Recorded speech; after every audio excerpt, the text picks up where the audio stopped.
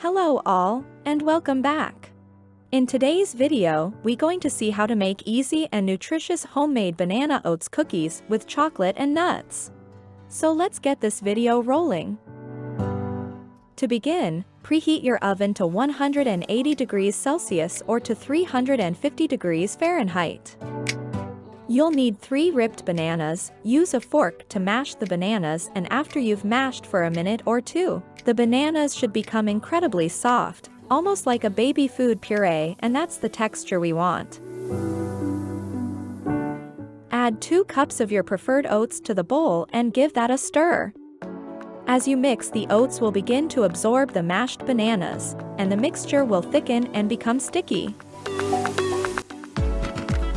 Now you can add half a cup of chocolate chips. You might also add a half cup of raisins, almonds, and cashew nut, as well as spices like cinnamon, or feel free to tweak it to your liking. And don't forget to stir it. Line a baking sheet in your baking dish, and then scoop the cookie dough onto the sheet. After you've dolloped all of the cookie dough, these cookies will not flatten on their own, so just use your fingers to press down on them. To avoid mixture sticking on your fingers, just apply wet or butter to your fingers to flatten the cookies into a flat round shape.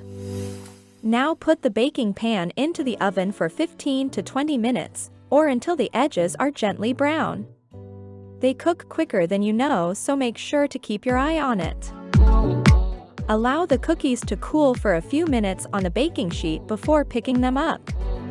So there you have it, simple homemade delicious cookies, and enjoy them while they're still warm. I hope you enjoyed today's video, and if you did, please make sure to hit that like button, share it with your family and friends, and I'll see you in the next video.